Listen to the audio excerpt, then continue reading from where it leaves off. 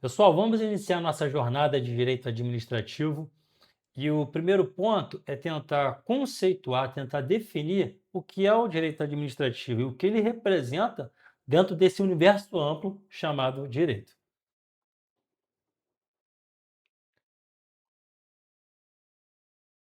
Então, de forma bem objetiva, eu coloquei a definição para você compreender e já ter um norte para começar seus estudos. Então, o direito administrativo, ele é um ramo do direito público, não surta, calma, baseado em regras e princípios que disciplinam o exercício da função administrativa. Conceito objetivo: direito administrativo é um ramo do direito público, baseado em regras e princípios que disciplinam o exercício da função administrativa. E eu separei para você esse conceito em 3 pontos, para você exatamente entender o que é o direito administrativo e qual o papel dele no nosso dia a dia. Primeiro, bom, falei para você que o direito público, o direito administrativo é um ramo do direito público. Mas o que é direito público? O que é direito privado? Direito privado versus direito público. Primeiro, o direito ele é separado em dois grandes nichos de estudos, duas grandes classificações para acompanhar as relações jurídicas existentes na nossa sociedade. O direito privado ele vai regular a relação entre particulares. Então imagine aqui, A quer se casar com B, C quer alocar o imóvel de D. Perceba que essas relações elas possuem uma situação de igualdade, uma conjugação de vontades, de ideais no mesmo patamar. Olha só, B quer um casamento com A quer um casamento com B. Não é uma relação de subordinação, não é uma hierarquização de vontades. Por isso, aqui eu vou falar que é uma relação horizontal. O mesmo aqui. C quer alocar o imóvel de D. D quer que seu imóvel seja alocado por C. Perceba que aqui nem C e nem D possui qualquer tipo de autoridade de um sobre o outro. Há uma conjugação de vontades no mesmo patamar de igualdade. Por isso a relação é horizontal. Agora foca aqui no direito público. No direito público, a pegada já é diferente. Falou-se em direito público, lembra lá do Estado. Então, o Estado ele vai estar numa posição de superioridade em relação ao particular.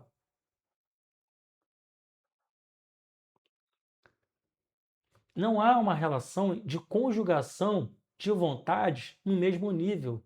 Por isso aqui eu vou falar que essa relação ela é vertical, marcada pela superioridade. Aqui o Estado ele vai atuar com autoridade em relação ao particular. Quer ver um exemplo? Visualize uma multa de trânsito aplicada por um guarda municipal, ok? É uma multa administrativa. O guarda está ali em nome do Estado, ok? Guarda municipal. Existe uma lei que foi editada pelo Estado dizendo o seguinte: olha, se você, indivíduo, estacionar no local errado, você está sujeito a uma sanção. Então, o Estado cria uma lei, o particular deve obedecer essa lei. A partir do momento que o particular desobedece essa lei, o mesmo Estado que criou a lei, ele pode sancionar o particular. É essa a relação aqui. É uma relação vertical de superioridade. Beleza? Então, aqui, o particular, ele tem uma única missão: obedecer às normas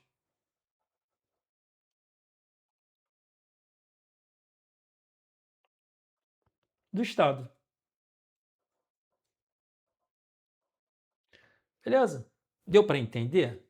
E aí você precisa compreender que o direito administrativo, ele está aqui. A relação estrutural do direito administrativo é exatamente essa. A administração pública, ela vai estar numa relação de superioridade em relação ao particular. Calixto, Mas o que vai justificar essa relação de superioridade? Existe o que nós falamos em regime jurídico administrativo. O que é o regime jurídico administrativo?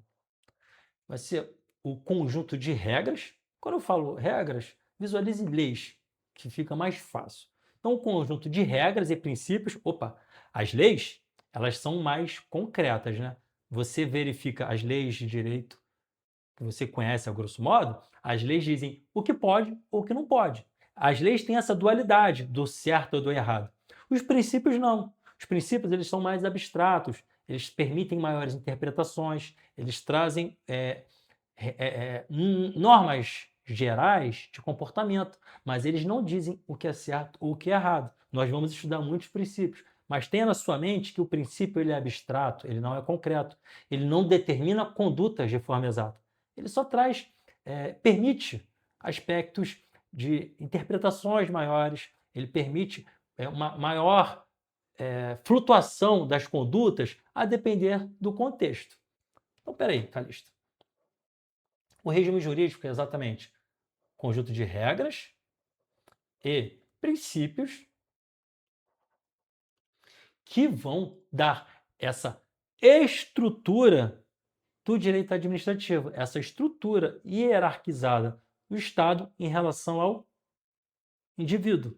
Essa estrutura hierarquizada do Estado em relação ao indivíduo, essa estrutura de superioridade, ela existe por causa desse conjunto de regras e princípios,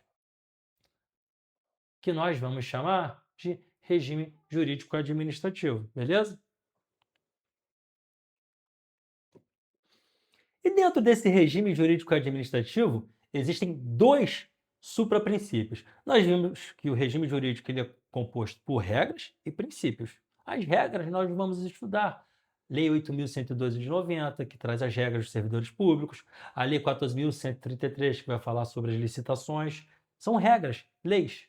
Ali você vai ver exatamente o que é certo e o que é errado. Os princípios eles vão trazer normas orientadoras, normas que vão permitir interpretações. Existem dois grandes princípios, e aqui eu vou falar em supra-princípios, que são essenciais ao regime jurídico administrativo, que são essenciais para manter essa relação de subordinação do indivíduo em relação à administração pública. Deixa eu tirar aqui para aparecer de forma mais clara e eu esboçar. Bom, primeiro, aqui eu vou chamar de A e aqui de B. A, supremacia do interesse público sobre o privado. Pessoal, o que você precisa entender por esse princípio? Nesse princípio, vou lá desenhar para você o Estado, né? O Estado aqui. Quando eu falo Estado, a administração pública ela representa a coletividade. Representa toda a sociedade. A administração pública, o agir dela deve ser voltado sempre para alcançar o bem-estar social. Então, a finalidade de qualquer passo dado pela administração pública, por um gestor público, por um agente público, é o bem-estar social, é a finalidade pública. Então, a administração, ok? O Estado, e aqui o particular. Quando o Estado estiver agindo, quando houver manifestação do Estado sempre em nome da coletividade, interesses dessa coletividade, os interesses da coletividade, eles podem se sobrepor a interesses do indivíduo, a interesses particulares. Pelo princípio da supremacia do interesse público sobre o privado, não há uma relação de igualdade das partes. Porque nós vimos que o Estado, aqui, nessa situação, ela vai gozar de prerrogativas, vai gozar de instrumentos que vão permitir estar aqui, ó, no topo dessa relação. Havendo conflito entre interesses públicos e interesses privados, vai prevalecer o interesse público. Calixto, preciso de um exemplo. Bom, vai lá na Constituição, artigo 5º, inciso 24, salvo o melhor juízo, fala da desapropriação. é uma figura que você consegue enxergar com facilidade o princípio da supremacia do interesse público sobre o privado. Presta atenção aqui. Imagine que Pedro seja proprietário de uma casa na beira de uma rua que possui asfalto, saneamento básico, iluminação, transporte coletivo, uma oferta farta de circunstâncias que facilitam o acesso público. E a prefeitura municipal, ela vê esse imóvel com bons olhos para instalar um hospital. O secretário de saúde, a gente pode instalar um hospital ali porque é muito fácil o acesso da população. A administração pública, o Estado, pode relativizar e pode retirar essa propriedade do particular? Pode, em nome do interesse público. Se há o interesse em construir um hospital, subentende-se que é um interesse público. Então, a desapropriação é uma figura que marca exatamente essa relação de supremacia do interesse público, lembra do Estado lá em cima, em relação ao interesse particular. Então, o José vai ficar assim a casa dele. Agora, a pergunta que eu faço para você: esse interesse, ele é absoluto? Ele pode ser exercido como bem entender o administrador público? O prefeito pode simplesmente apontar o dedo e falar: aqui eu vejo interesse público, ali eu vejo interesse público. Não funciona assim. Então, ele não é absoluto. Ele não é ilimitado.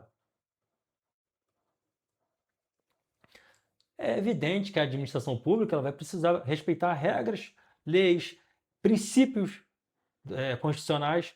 Em relação à desapropriação, por exemplo, o proprietário ele vai perder a sua propriedade, só que ele tem que ser aqui, ó, indenizado.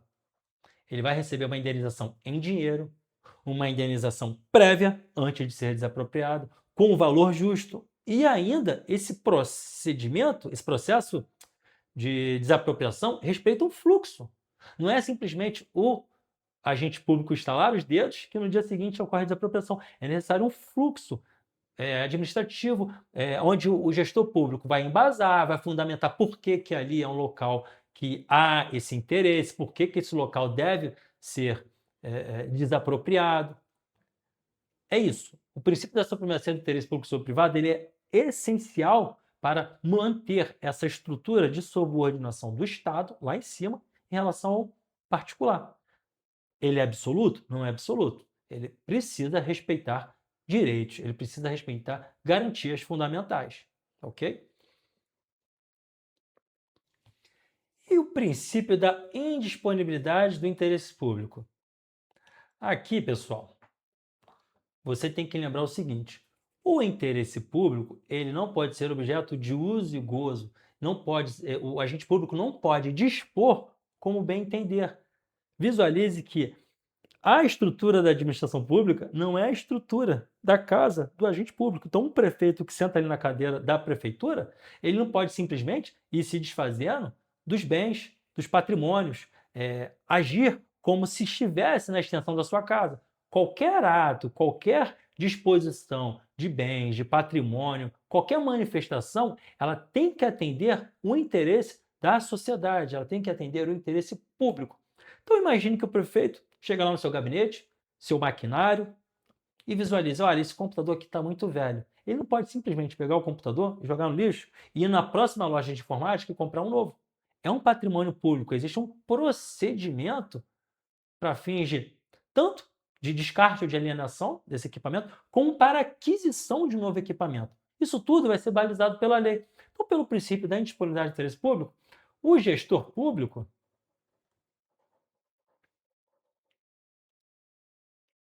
ele não pode tratar o interesse coletivo como se fosse seu.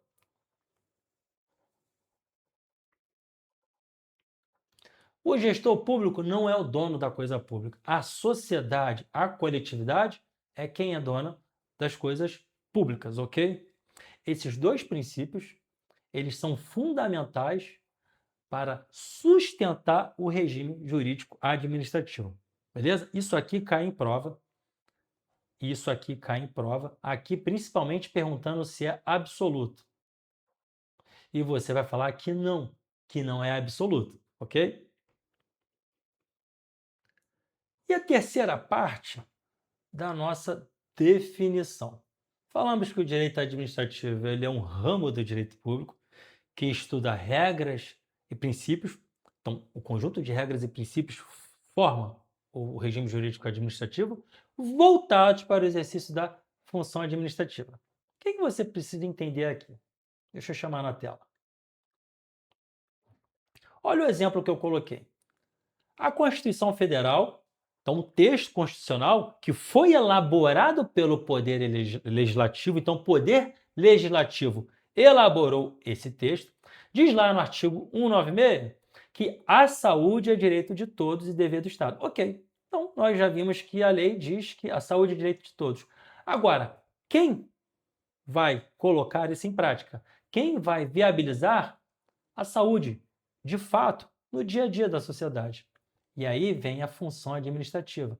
A função administrativa é exatamente essa atividade da administração pública em colocar, guarda isso, colocar em prática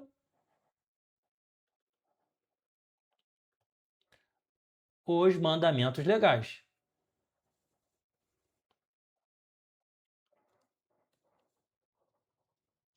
Ou, a grosso modo, ser o braço executor da lei.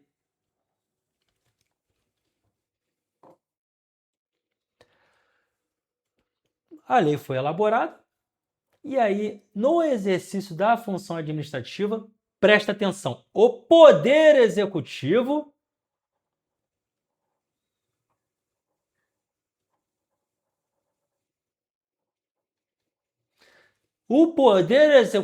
vai dar viabilidade aos comandos da lei. O Poder Executivo será o braço executor da lei. Poder Executivo, ele executa a lei. Então, é o Poder Executivo que vai dar viabilidade a esse direito à saúde. Como? Olha aqui. Construindo hospitais,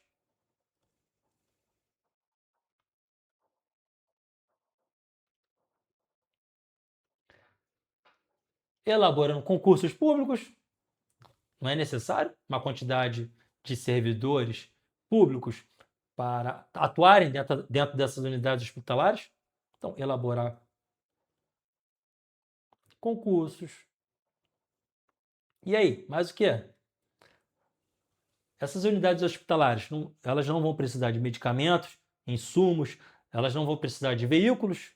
Então, o Poder Executivo vai contratar. Aqui já comece a se acostumar a licitar. Todas essas ferramentas são ferramentas que dão viabilidade, que executam os comandos da lei. A função administrativa é exatamente isso. Essa viabilidade do que a lei prevê. E o personagem que executa isso de forma primordial, de forma institucional, Poder Executivo. Então, o Poder Executivo ele vai executar os comandos da lei. Ah, Calixto, mas eu ouvi dizer que vai ocorrer um concurso para o Tribunal de Justiça lá de Santa Catarina e é o Tribunal de Justiça quem está realizando o concurso público. Ué, então não era só o Poder Executivo que poderia exercer essa função administrativa? Aqui que está a manha desse tópico. Você já estudou em Constitucional que nós possuímos os 3 poderes da República: Executivo, Legislativo e Judiciário, certo? A atividade típica e atividade atípica. Então, cada um desses poderes vai possuir uma atividade típica e uma atividade atípica. Presta atenção aqui. Poder Executivo. Você viu que a atividade típica dele é o quê? O exercício da função administrativa. Só que ele também pode exercer outras atividades, e aí vamos falar em atividades atípicas. Ele pode legislar. Como o Poder Executivo vai legislar? Lembra lá das medidas provisórias? Artigo 62 da CEF? Não é o chefe do Executivo produzindo medida provisória? Medida provisória não tem força de lei? E o Poder Executivo, ele também pode julgar. Poder Executivo julgar? Você não vai ser servidor público? Em algum momento você não vai responder um processo disciplinar?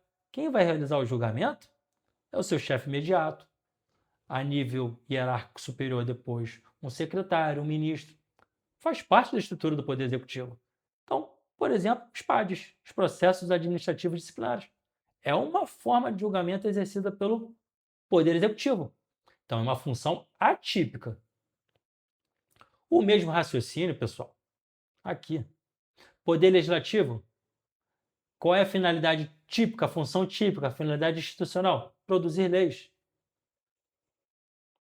Mas de forma atípica, gente, ele também exerce a função administrativa. Concursos, licitações, não precisa. A Assembleia Legislativa do Estado do Rio de Janeiro não precisa licitar para adquirir material de escritório, material de informática. Ela não precisa dar viabilidade à sua função administrativa. E atenção aqui, o Poder Legislativo ele também pode julgar. Exemplos: crimes de responsabilidade.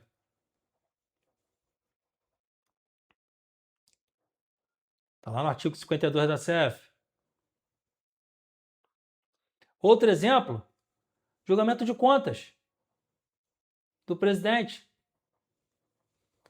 Está no artigo 49, inciso 9, também da Constituição. E aqui no Judiciário? Pessoal, o mesmo raciocínio. Qual é a função institucional do Poder Judiciário? Função típica: julgar, solucionar conflitos.